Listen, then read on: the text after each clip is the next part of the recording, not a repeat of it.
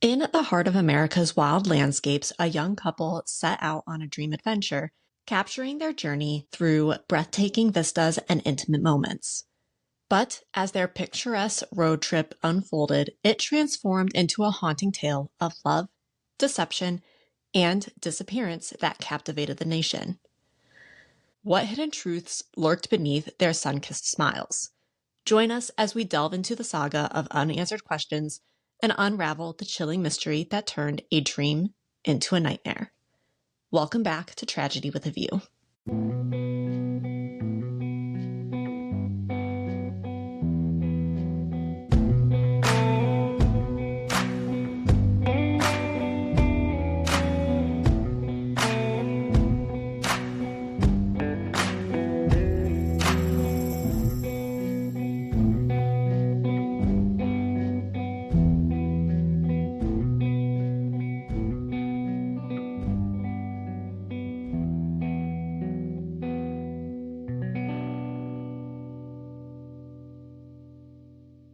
Hello, and I am your host, Kayla. Welcome back for another solo episode. Again, if you've been sticking around, you already know that this is just what my schedule looks like for now, and eventually we'll get back on track with a co-host. But in the meantime, I am working on doing more of these as videos. So if YouTube is a place that you are interested in watching rather than just listening, you can go ahead and check out the video there and view my lovely bookcase behind me with all of the books that I need to read. That's not true. These ones down here I need to read. I've read these. So again, coming in February is the Girl Gone Running series. Tell all your friends. We are talking about women who have been murdered while doing something they love.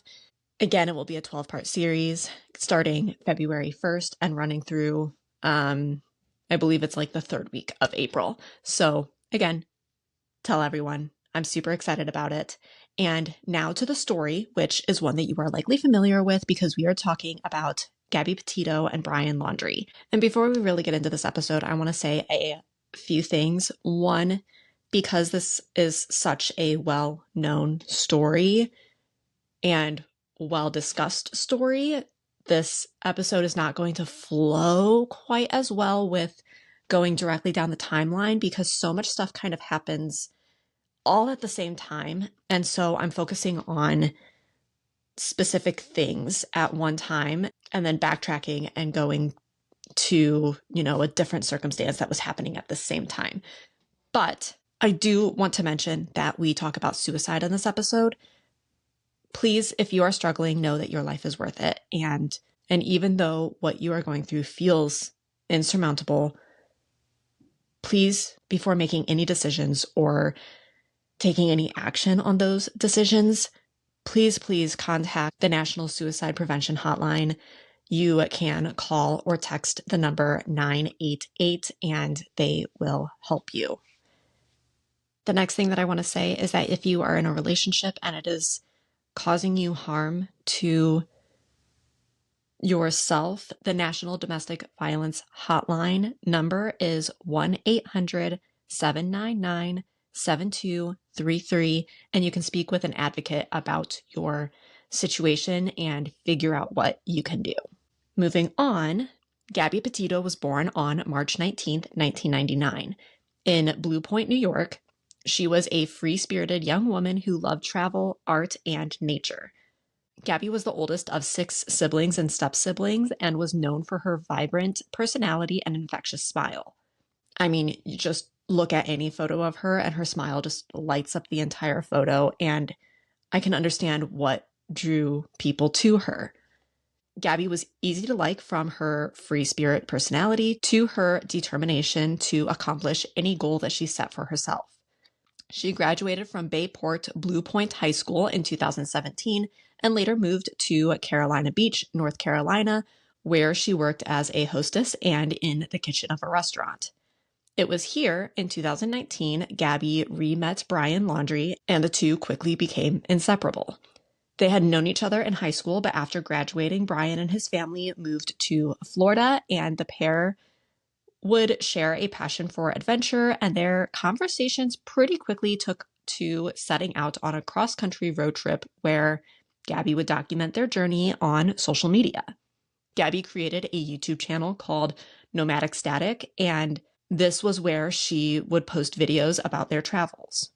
Brian Laundrie was born on June 22nd, 1998 in Northport, Florida. He grew up in a close-knit family and was known to be an outdoors enthusiast who enjoyed hiking and camping.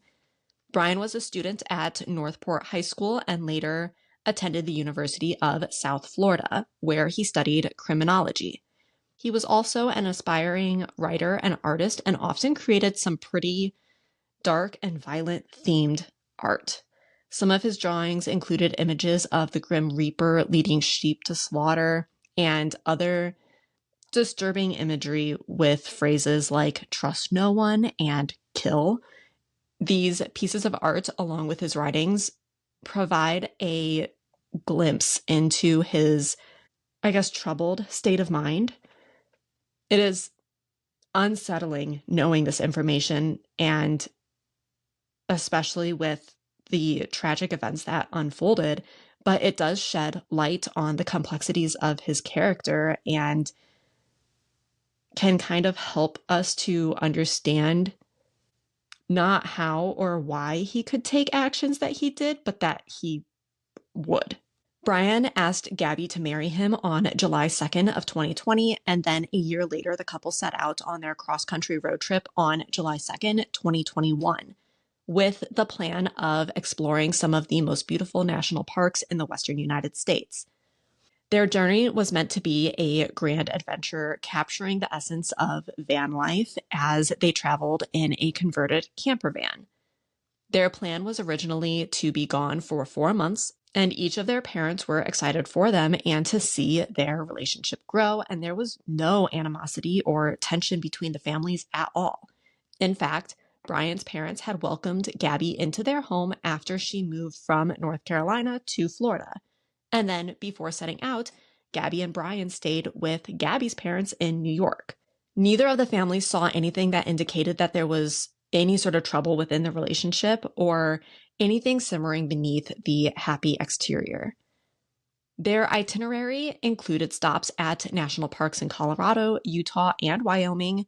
They wanted to immerse themselves in nature, hike through scenic trails, and create lasting memories. The van that they used for their trip was purchased by Gabby in December of 2020, and she and Brian set out to convert the white 2012 Ford Transit Connect van for their journey, outfitting it with a minimalist design to make the most of the limited space. They shared this process on their social media pages and really began to grow a following. Gabby and Brian's first national park visit was Monument Rocks in Kansas. Monument Rocks is also known as the Chalk Pyramids. They are a stunning natural landmark located in Gove County, Kansas. These towering chalk formations, which date back to the Cretaceous period, rise up to 70 feet tall and are rich with fossils. The formations were created by the erosion of ancient seabeds that covered the region during the Western Interior Seaway. Designated as a National Natural Landmark in 1968, Monument Rocks are considered one of the 8 wonders of Kansas. Gabby and Brian captured some beautiful moments there before continuing their journey to other stunning locations. And while they were gone, Gabby, who was very close with her family, made sure to call at least one of her siblings or one of her parents each day.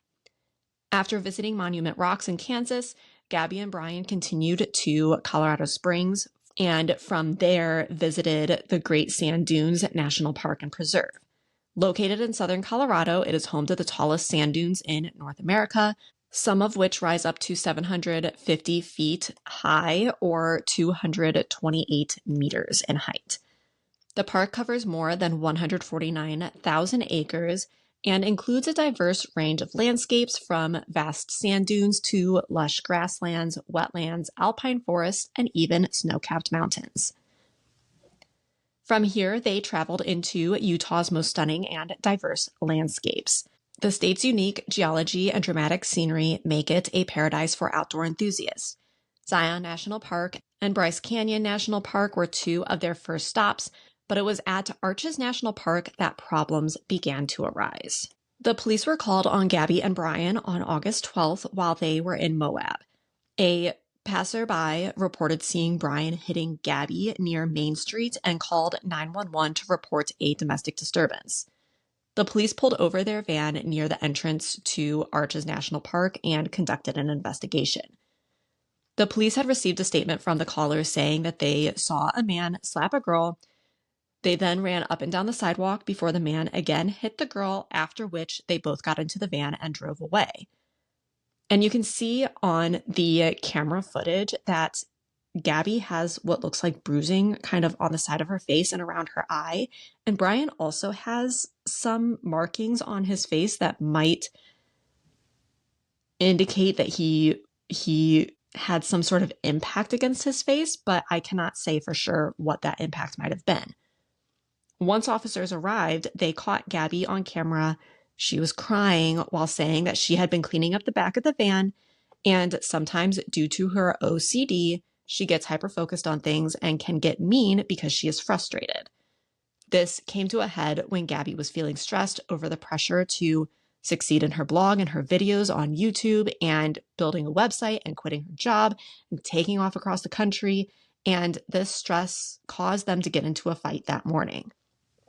That fight never let up, and it got to the point where Brian was trying to take Gabby's phone, wouldn't let her in the van, and was trying to drive off without her.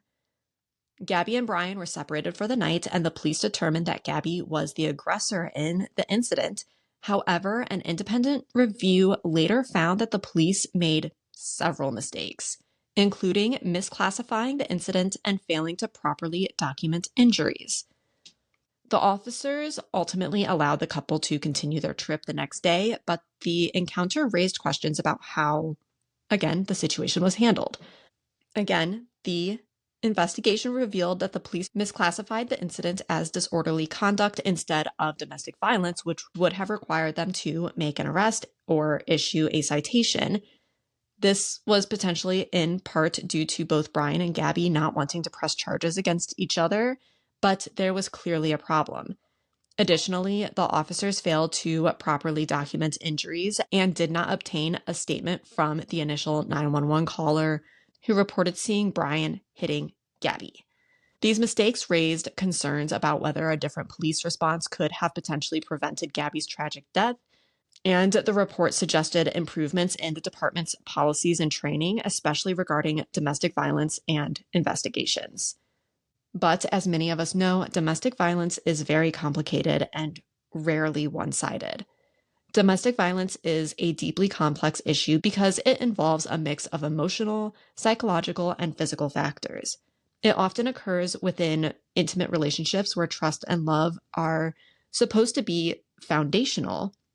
And a few reasons why it's so complicated include emotional bonds where victims often have strong emotional ties to their abusers, making it difficult to leave the relationship, and they may still love their partner and hope for change. There is fear and control where abusers often use these tactics to keep their victims from leaving. This can include threats of harm, isolation from friends and family, and financial control.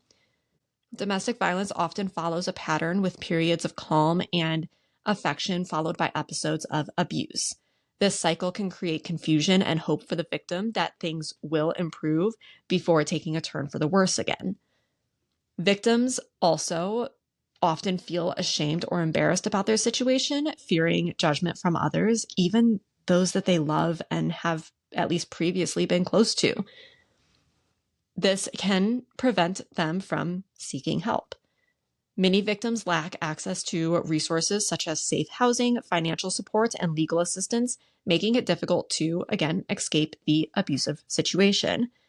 And then there are cultural norms and societal attitudes that can play a role in the perpetuating domestic violence. In some cultures, there may be a stigma against leaving a marriage or relationship, even when it's abusive.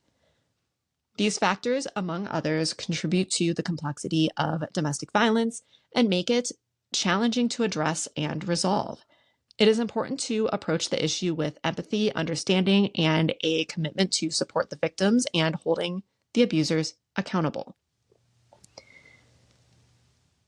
And as someone who has come out of an abusive situation myself, I can sympathize with how hard it can be to recognize the patterns of abuse and how much our love and desires for things to get better can cloud over and hide the truth of the matter. And the truth is that it does not get better without professional help. And even then, a person has to know that they are making these mistakes and actively work to change them. It is a long and hard process and not one that many relationships can overcome. After their visit to Arches National Park, Brian and Gabby traveled to Canyonlands National Park in Utah. They continued to explore these stunning landscapes and shared their experiences, again, on social media. They then visited Mystic Hot Springs, where they enjoyed soaking in the natural hot springs and exploring the surrounding area before continuing on their journey. But then, Brian returned home to Florida without Gabby on August 17th. He flew from Salt Lake City to Tampa to visit his parents' home and stayed there for about 6 days before flying back to Utah on August 23rd. This was also confirmed by Brian's sister, Cassie, who also mentioned that Brian didn't say anything to them about the fight and law enforcement separating him and Gabby. That was just days prior. In fact, he was acting like nothing was amiss at all. After leaving Utah, Gabby and Brian traveled to Grand Teton National Park in Wyoming. This was one of their last stops before Gabby's tragic disappearance. They were seen at the park on August 25th, and this was the last location where Gabby posted on social media. But on August 27th, Brian and Gabby were again seen arguing while they were eating at the Mary Piglet's Mexican Grill in Jackson, Wyoming. Brian was clearly angry, and Gabby was audibly crying. And not only were they behaving this way with each other, but Brian was continuing to get up. He would leave the restaurant and then come back and behave rudely towards Gabby, the hostess, and the other staff within the restaurant. Unfortunately, though, this location does not have video surveillance. Even though Gabby called one of her family members every day and she was close with her family, it seems like she did not tell her family about these problems. Gabby did not call her parents on a daily basis, so the last time that Gabby called her father was August 21st, which was just a couple of days before Brian returned from Florida. So it took some time before anyone noticed when Gabby stopped calling them to check in. It was on August 30th that Brian allegedly used Gabby's phone to text Gabby's parents that they were entering Yosemite and they didn't have cell phone reception. But the truth was that Brian drove Gabby's van back to Florida on September 1st. He returned to his parents' home in Northport, Florida without Gabby, which raised immediate concerns among her family and friends. Gabby's family realized that she was missing on September 11th, and this was clear when a text from Gabby's phone went to her mother saying that she had received her grandfather's voicemails and calls and asked for someone to check up on him. This, on its own, was not alarming. What was, though, was that instead of calling him grandpa or grandfather, she called him by his name, Stan, which is something she never did before. But you want to know who did? Brian. Gabby's parents filed a missing persons report after not being able to contact her for over a week. After Gabby's family filed a missing persons report, police went to Brian's home that same night where they asked to speak with Brian and the family to try to get some ideas where Gabby might be, and they were, quote, essentially handed the information for their attorney. It was within hours that the police came back to Gabby's parents and let them know that Brian was in Florida, Gabby was not with them, and they were insisting any questions go through their attorney, which raises red flags everywhere. It has been alleged that Brian was sending text messages to Gabby's family from her phone after she went missing, after her death. And according to court documents, he sent texts pretending to be Gabby to make it appear as though she was still alive. For example, the message that she sent referring to her grandfather by name There were also messages claiming that there was no service in Yosemite National Park to deceive her family into thinking she was alive and in California instead of in Florida, where her fan and her fiancé were. This behavior was part of an effort to hide the fact that Gabby had passed away on August 27th, the last day that anyone had seen her alive. But Brian was seen after this, and he was behaving oddly. For example, Brian called his parents on this day, August 27th, and spoke to them for a long time, probably trying to get advice on what to do. This was a Friday, which I believe is important, because on Sunday, August 29th, Brian's parents called their attorney and then sent him a retainer on Thursday, September 2nd.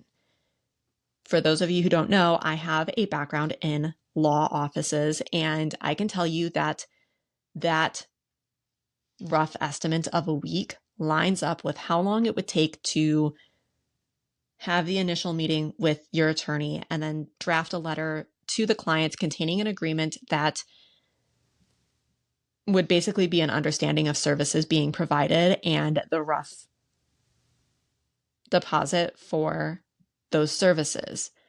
The client, which would be Brian and Brian's parents in this case, would then sign and return this agreement with that deposit or the retainer to retain the attorney for those services.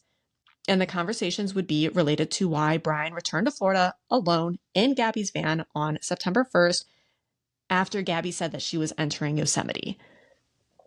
Their attorney also, which I believe gives away that they knew where Gabby's body was, despite their absolute silence when Gabby's family begged them for information.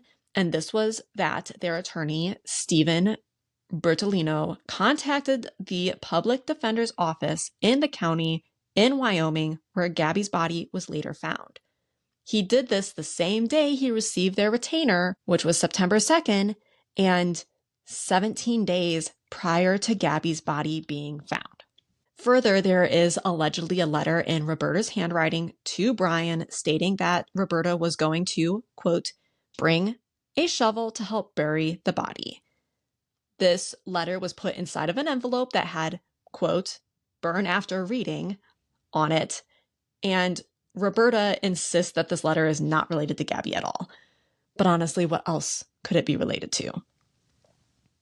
Gabby is believed to have died in late August of 2021, approximately 3 to 4 weeks before her remains were discovered on September 19th in the Bridger Teton National Forest in Wyoming. The exact date of her death is not known, but the autopsy revealed that she died from blunt force injuries to her head and neck, as well as manual strangulation. The state law prevents anything else from being released by the medical examiner's office due to the cause and the manner of death. But we know that DNA samples were taken by law enforcement, and there is no information related to the condition or specifics of how bodies Gabby was found, other than she had been in the wilderness for 3 to 4 weeks. So we don't know if she was buried. We don't know if she was left out in the open. We don't know if she was drugged somewhere or thrown into a river somewhere. Those are all things that we probably will never know. Again, it is speculated that Gabby was likely murdered on or around the 27th of August. Of course, we cannot know for sure, but this is the date that is being given. Partially because she was seen prior to this date, but also because it was after this date that Brian was seen behaving oddly. 2 days after Brian and Gabby were seen fighting in the Mexican Grill on August 29th, 2 people picked up Brian as he was hitchhiking near the Spread Creek dispersed camping area. The first report came from Miranda Baker, who shared her story in a series of TikTok videos explaining that she and her boyfriend had picked up Brian on the evening of the 29th while he was walking near Coulter Bay, Wyoming. He was clearly looking to hitchhike, and so they picked him up. He had told them that he had been camping near the Snake River outside of Grand Teton National Park, but then the conversation grew angry when he learned that Miranda and her boyfriend were heading towards Jackson Hole instead of Jackson. It was near Jackson Dam that he demanded that they stop and let him out, which they gladly did. In a really odd turn of events, Brian then offered to pay them $200 for the ride. Then Norma Jean Jalovec picked up Brian not far from here and what could only be determined as minutes later. And she gave him a ride to the Spread Creek dispersed camping area. He insisted that she drop him off at the gate to the area, despite her knowing that his campsite was still over a mile away. Norma Jean offered to take him further twice before he offered to pay her for the ride and got out of her vehicle to walk the rest of the way. Gabby's remains were finally located in the same area that these two people witnessed Brian behaving oddly, which was near the Spread Creek dispersed camping area near the Bridger-Teton National Forest. On September 1st, Brian returned to his parents' home in Florida, and he was pretty quickly identified as a person of interest, especially after it became apparent that he had used Gabby's bank accounts and paid more than $1,000 from them without Gabby's consent. The FBI was tasked with keeping an eye on Brian, but that seemed to be a bit of a questionable job. According to a public affairs email that was sent to Judge Hunter, Brian's father had a clear connection with the FBI, which insinuates that these next events might have a connection. The FBI, which was watching Brian, saw him leave and then come home on September 15th. But it was after Brian had been reported missing that they realized that the person they had actually seen was not Brian.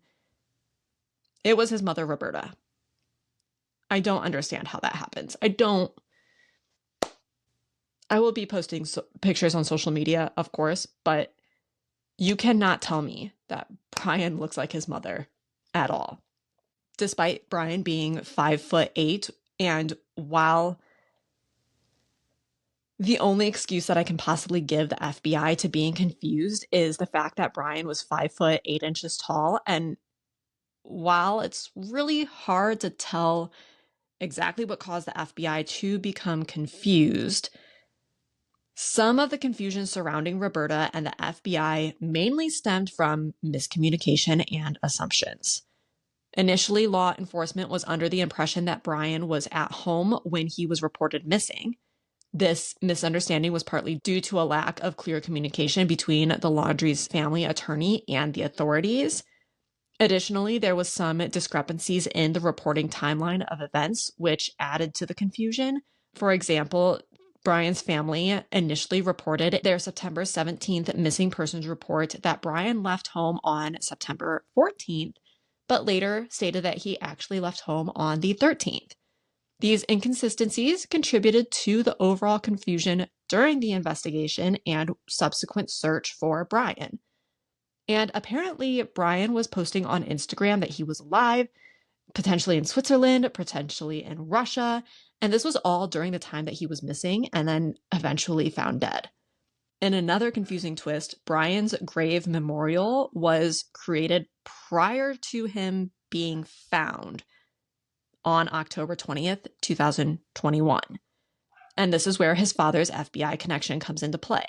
Christopher Laundrie was a retired FBI agent, and some believe that Brian was entered into the witness protection program to protect him from being sued. It was also the FBI that announced their investigation into the remains found in Myakkahatchee Creek Environmental Park were those of Brian's, that they were found on a trail that Brian frequented, which butts up to another park which was heavily searched, and that he, in fact, did pass away due to a self-inflicted gunshot wound. With his personal items in the area he was found in included a notebook that is basically a confession from Brian regarding Gabby. It says, "I heard a splash and scream. I could barely see. I couldn't find her for a moment, shouted her name. I found her breathing heavily, gasping, and was freezing cold." He then explains how he pulled her from the water. Gabby had a welt on her head that was growing and she was expressing pain, but she was confused and couldn't explain where she was hurt other than there was pain in her feet and her wrists. She was also freezing and shaking violently, and for a time while Brian carried her, she moaned with pain and begged for him to stop it. This, though, is consistent with hypothermia, though we know that people come back from mild hypothermia pretty quickly. The shaking, the freezing cold, the unexplained pain, and the confusion all adds up to she just needed to warm up. Brian continues on to say, quote, I ended her life. I thought that I was... Brian continues on to say, quote, I ended her life. I thought it was merciful and that it was what she wanted. But I see now all the mistakes I made and panicked. I was in shock. But from the moment I decided, took away her pain, I knew I couldn't go on without her. Brian begins to wrap up his statement by saying that he knew he could not live a long life without Gabby, and that he just wanted to spend the remaining days he had left with his family. He concludes his letter by saying, I am ending my life not because of a fear of punishment, but rather because I can't stand to live another day without her. I've lost our whole future, every moment we could have shared. I am sorry for everyone's loss. Local authorities, as well as federal agents, had been searching the 25,000-acre nature reserve since he was reported missing on September 17th. And this was in part due to the charges against him for not one, but two of Gabby's bank accounts in the days that followed her disappearance. And what we came to learn was her actual death. Now, ignoring the fact that Brian's body had not been discovered sooner because the area he was found in was, in fact, underwater for weeks prior to the discovery. But if we don't ignore that, I have questions about how they found the notebook was still legible. And I understand that there's ways to preserve paper and ink that have been exposed to the elements. But to have so much of the letter pretty clearly legible is astonishing to me. And to me, and this is purely my opinion, but it was after Brian went missing that his family finally broke their silence and issued a statement that they could now understand what Gabby's family was going through. And quite honestly, that's insulting. There are two kinds of people in this world.